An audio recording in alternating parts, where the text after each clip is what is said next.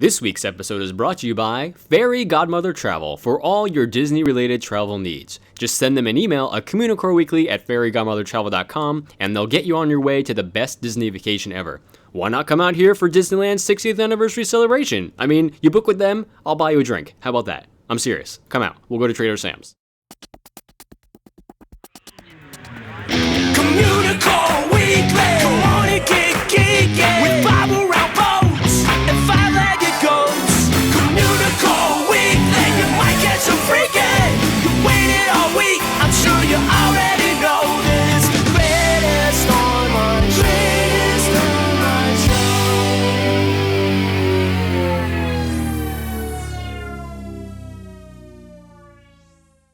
Hello, and welcome to Communicore Weekly, the greatest online show and home of the world's first pair of independently born, identical twins. I'm George. And I'm Jeff, and it is such a lovely musical day here.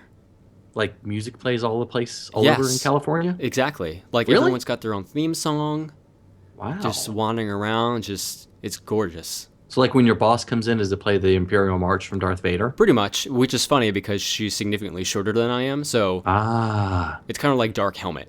Yeah, I was going to say from Spaceballs, yeah, that makes so much more sense. Yeah. That makes so much more sense. She's got a cool accent, too, so it's a little more menacing, and sometimes I don't understand what she's saying, but... You just have to go, yes, I understand. nod my head. Yeah, sure. Yeah, I'll do that. Totally on the dark side. So is that Mrs. Dodge? Yep, Mrs. Dodge. Okay. Well, I figured Where are we going with this? Nowhere. We should probably go on because we've got a two-parter for the Disney history, right? We do. Part 1 this week. Part 2 next week. That's how two-parters work. Well, unless there's like the end of the world or something. That's true. Hopefully we don't leave you in suspense. But if we don't come back, it was probably a meteorite. And that's canon. It's time for Disney History.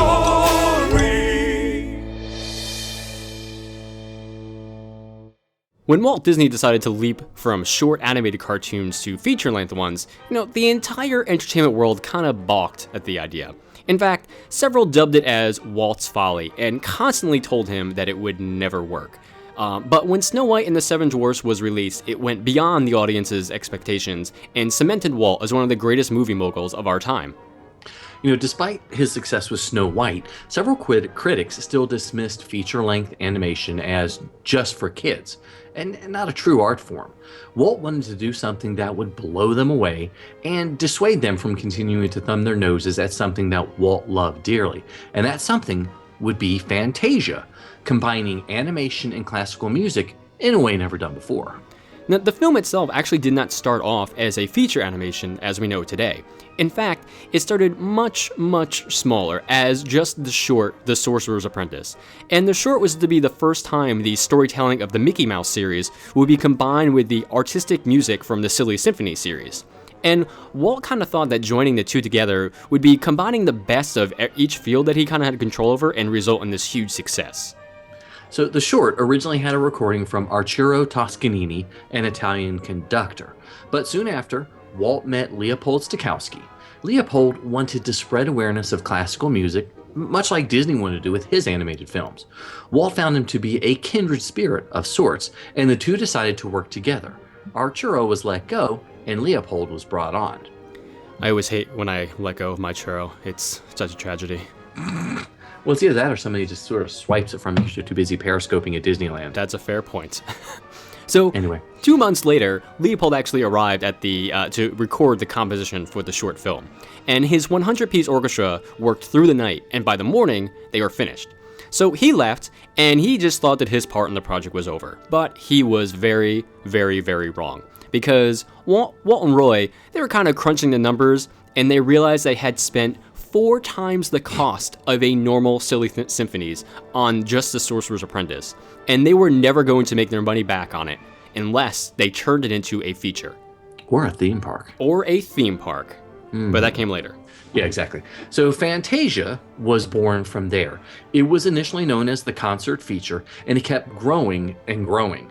Walt and Leopold recruited radio personality and music critic Deems Taylor, no relation, to help with the project. Under Leopold and Deems' guidance, Walt and the studio immersed themselves in classical music. Walt allowed his artists to see what really spoke to them, whatever they got inspiration from, and that's how the various selections were chosen for the film. So the 7 pieces that would make up the concert feature were Toccata and Fugue, which celebrate, abstract animation, the Nutcracker Suite, which turned into a reflection on the changing seasons, the Sorcerer's Apprentice, where Mickey grapples with ultimate power in the form of his master's hat. In The Rite of Spring, following the creation of the Earth through the extinction of the dinosaurs, the Pastoral Symphony, a campy, comedic look at Greek mythology, The Dance of the Hours, which was parodying the gracefulness of a ballet, and Night on Bald Mountain, Ave Maria, a look at the depths of evil and the redemption of faith. So Walt really wanted the film to be viewed as if the audience were actually viewing an actual concert. So when the film begins, orchestra members can actually be seen, filing into view and taking their place in the orchestra. And they even remain on screen during the opening moments of the film before shifting completely into the animation. And this is his way of really showcasing that music was to take center stage for the film. Just like the Penguins. Exactly. Just like the Penguins. So, and since music would be center stage, that meant it needed to sound the best it could be. They went back to Leopold Stokowski's recording of The Sorcerer's Apprentice and realized that Disney's current setup for sound just wouldn't cut it. Leopold had done his best with what he had, but Walt knew if he really wanted to make this work, he needed to update what they had. Just as the multiplane camera achieved new heights and depths in animation, Walt decided he needed something similar now for the sound if he wanted Fantasia to fulfill its full aural potential.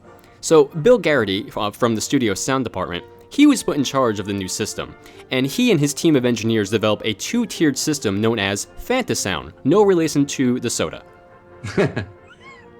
It's the sound Fanta makes when you never mind.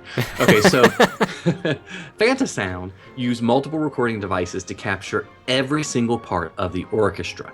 The system stored the recordings separately on their own tracks, and then the recordings could be played back on over 60 speakers arranged from the front of the theater to the back. Some speakers were even placed behind the screen to fully bombard audience members with the music from all angles. Of course, this amazing new sound system was not cheap at all. In fact, it went through so many incarnations and prototypes that, by the end, the sound budget made up about 1/5 of Fantasia's $2.28 million budget. Leopold also made some changes as well. He actually went back and recorded the music with the Philadelphia Orchestra at the Philadelphia Academy of Music. And it was here, within America's Best Acoustic Hall and armed with Fantasound, that he spent 7 weeks recording all the music for the film. Yeah, Fantasound was not the only new marvel that Walt wanted to introduce to audience for Fantasia. For a time period, there was also to be a 3D sequence in Toccata and Fugue, as well as floral aromas during the Nutcracker Suite. Unfortunately, due to the growing budget of the feature, these were eventually cut out, and Fantasound was the only one that survived. The Rite of Spring piece of the film was also a bit troublesome for the animators. So while the story itself was easy to grasp, they did have one big problem. They had no idea how prehistoric dinosaurs were supposed to act or move. A problem they could have avoided if they had a swan boat time machine. But True. Exactly. We just need that. If they didn't have one, so it was still relatively new ground for them and researchers at the time, and they didn't have a Jurassic Park to go to either, so the studio reached out to the top research institutions for help. Like Chris Pratt. Yes, Chris Pratt. Basically. How do you train raptors? Or the Dino Institute. That would have worked. Dr. Grant Seeker. Okay, so apparently it worked out well because their portrayals of the dinosaurs were so realistic that the New York Academy of Science held private screenings for its members so they could get a better understanding of them. Pretty impressive, right? Even though the end of the piece was the dinosaurs' extinction due to global warming and earthquakes, which is no longer the prevailing theory, it is still very impressive. Walt, he actually had plans for that part of the film to go beyond the dinosaurs, all the way through the age of the mammals and up to the very first humans. But not really wanting to create a controversy, he scaled those plans down and decided to not include any depiction of evolution in there. But because the piece was so powerful on its own, it was like so bombarding and realistic and gritty and showing of the brutality of that time, they actually added an intermission right after that in the theaters, so for audience members could go out and they can kind of catch their breath and kind of process everything that just happened there. Did we just see dinosaurs? What? Anyway, so the Life film... it finds a way. That was a terrible Jeff Goldblum. I'm sorry. Oh, yeah, we do not do accents very well. We apologize. Or Goldblumisms. Okay, so the film then, after the intermission, resumed with an improvised jazz section and a bit of slapstick humor, so everyone knew that more fun was just ahead. The second act officially kicked off, though with the Pastoral Symphony, followed by the Dance of the Hours. Walt had his animators study professional ballerinas and animals, I guess professional animals, from the Los Angeles Zoo for this section. Took you a second. I was like, wait, what? Card-carrying members. Many of the gags for this section were actually created by Walt himself during an early storyboard session. The very end of the film ends with a struggle between good and evil, as Night on Bald Mountain is acclaimed for its amazing animation, but was also cursed with various production problems that arose during the time.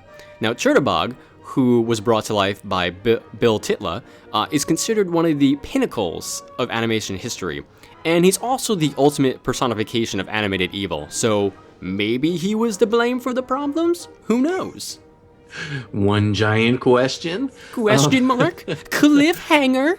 Yes. So, speaking of cliffhangers, just what were these production problems, and how was the film received by audiences? Well, you'll have to come back next week in episode 183 to find out. But next week on Communicore Weekly. Fantasia. Fantasian? Fantasia. I thought you said like Fantasian, like it's the invasion of Fantasia. Fantasia fans? Or something like that. Yeah, sure, why not? Okay, so give us some thoughts on the early part of our Fantasia segment. Give us a call on the Communicore Weekly GOAT line at 424-785-4628. That's 424-785-GOAT. He's a nerd, he's a geek, but we all like to hear him speak. So listen up to the words from his speech. It's George's Book of the Week. For this week's Book of the Week, because I get paid a nickel every time I say week, I'm going to jump back to a book that I covered way back in episode number 26. Since we don't have the Swan Boat time machine technology working very well, it's only a two-seater right now. I can't bring everybody along with me. So I figured I'd go back and look at a book that I looked at about 3.5 years ago. So I mentioned we've already done 170 some odd books. That's a long time. It is a long time. So this week's book is Walt Disney World, The First Decade. And I started the review off back then saying, are you looking for a fairly inexpensive and photo-filled look at the first 10 years of Walt Disney World? No. I think Jeff, because he's already heard this, so he's like, no, I don't care. I already own it. But this is one of my favorite books. And for anybody who's a Walt Disney World fan, they need to grab a copy of it. And let me tell you why. So Walt Disney World, The First Decade, was published in 1982. It's got 128 pages. And it's sort of like a cross between one of the annual guides they used to put out every year. It's got a little bit of a PR type piece to it. And it's got some corporate history as well. And it really is an incredible look at the first 10 years, which is sort of a misnomer because they do cover the first couple of years of construction as well. So it's more like the first 15 years of the Walt Disney World project. And, you know, like most titles on the subject, from the time period, Disney did a general coverage of the company itself. They gave you a history of Walt Disney and the animation in the Disney studio. They look at Disneyland, give you a couple pages of that, and the early progress on Walt Disney World. And after the introduction, the book takes off on a leisurely but very extensive look at everything during the first 10 years. As you'd expect, the book does focus very heavily on the Magic Kingdom, looks at each land in detail with descriptions and lots of pictures. There are in-ride photos. There are some strange photo ops with different celebrities like Amy Carter. Cardi is somebody different. She related to Agent Carter? Maybe. Ooh, good tie-in. Yeah. Tons of weird celebrities from the 1970s. And there's some strange views of the park that you may not recognize today, which is really kind of neat. You know, you're going to take this book and you'll open it just to look at the pictures, whether you've been there, you were there in the 70s, or you just want to see what it was like, sort of like a virtual trip back there. So the Contemporary and the Polynesian resorts each get about 5 pages in their coverage. They're each one. And there are lots of views of the lobbies and the guest recreation areas. And it's one of the few places that actually gives some basic information about the golf resort, the Lake Buena Vista Resort community, the village marketplace, and river country as well. But they also cover Fort Wilderness and the Tri-Circle D Ranch. And there's a lot of great details on those. So the photographs, the details available about Walt Disney World are really astounding. Really loved it. So what's really going to excite all of the cadets out there is the behind the scenes information that Disney was so keen to publish before Epcot, especially when they were trying to show off the new technologies that were promised, as a result of the Reedy Creek Improvement District. The state-of-the-art reservation center, the central energy plant, the water reclamation center, and all the environmental planning like the canals, the ecology, the conservation. Conversation's great too. Yeah, it's a little one-sided here. But all those different things are given coverage as well. So this is really, as I've mentioned a couple times, this is a wonderful read, and it's a must for every Walt Disney World history fan. And if you were able to visit Walt Disney World before 1985, because there might be people listening to this in like 2086. I'm hopeful. Maybe. Right? I'm hopeful. Maybe. So if you visited before 1985, many of the descriptions in the pictures will be a walk down memory lane. And if you weren't lucky enough, or like Jeff, born yet, to visit Walt Disney World in the 70s, then this book will provide many of the details of the lost attractions, the shops, and the aspects of Walt Disney World that are gone or have changed. It's a look back at a simpler and more relaxed Walt Disney World. It's, and from the standpoint of historical documentation, even though it is a corporate book, this is going to have to be on everybody's research shelf. They're really going to love it. This week's book is Walt Disney World, The First Decade. You don't know what you know till we know you. You just don't know. Here's one little fact we bet you didn't. One little fact we bet you didn't know.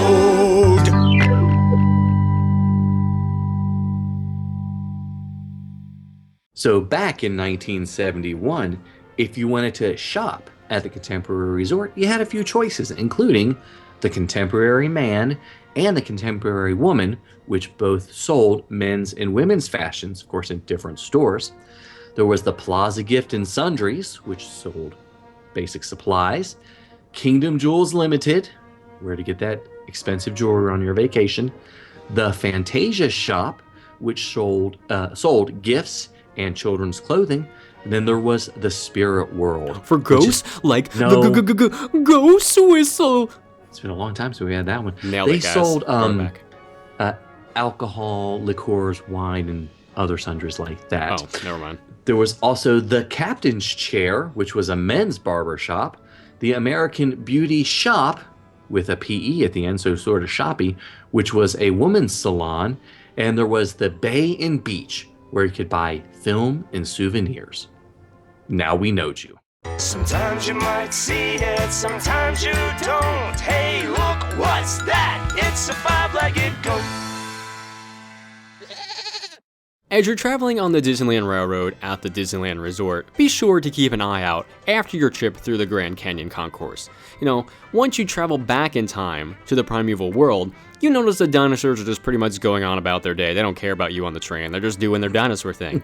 But, for the most part, this segment, the entire segment of the Primeval World, mostly the last section of it with the Tyrannosaurus Rex fighting the Stegosaurus, is actually based off of the Rite of Spring segment of Fantasia.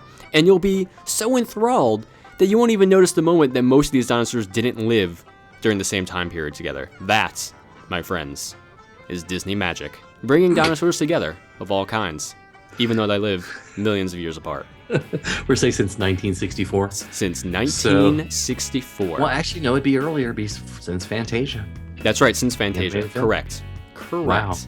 Got that. Speaking of dinosaurs, I'm kidding. No, I was like, not a like, segue, okay, guys. Yeah, we not a did real segue. Not plan this segue at all. Do we plan anything ever, really? No, Didn't think really. so. But it is time to announce this week's winner for the Year of a Million or So Limited Time Cadets. And of course, you can still email us at communicoreweekly@gmail.com. Give us your name, your actual address, city and state included, please, because sometimes we don't get that and I have to ask for it, and your birthday month, and you'll automatically be entered to win fabulous prizes, one a week, for this entirety of Season 4. So Very exciting. Very, Yes. very exciting. we give away a lot of good prizes so far, guys. It's been Yes, we fun. have. But this week's prize is a Disneyland prize pack from Fairy Godmother Travel, and the winner is Pat R. from Meridian, Connecticut. Yay! Well, we nailed that one. I know. It's like, wow. It's like Perfect I was kind of timing. scared to stop. I didn't know when to start. I was like, whoa. We Boom. just got so That's excited never about it. happening again. Yes. So we would like to hear from you, Pat. Let us know when you get the prize. Post a photo on the Facebooks or the Instagrams and let us know. Or, hey, Periscope yourself opening the box. Yeah, that'd be pretty great, actually. We'd love to see Do that. that. We'd love to see you scope the box. Okay, so we made it to the end of another episode of Communicore Weekly. Oh, thank you. guys so much for watching and listening to both of us. Yes, please, if you enjoy the show, leave us a comment on iTunes and a rating, or on YouTube if you watch the video version, wherever. We'd love to hear from you.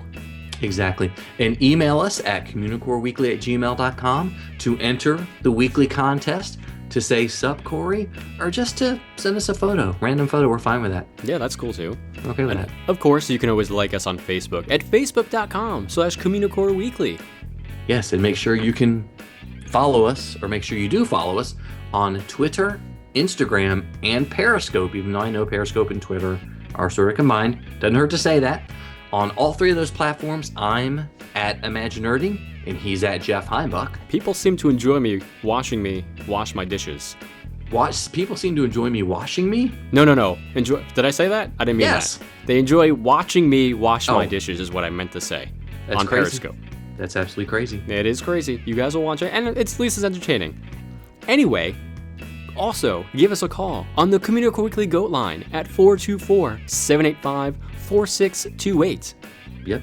And you can visit our website, communicoreweekly.com, and visit the Communa store, or just visit communicoreweekly.spreadshirt.com to get some awesome t-shirts. Oh, yeah. Heck yes.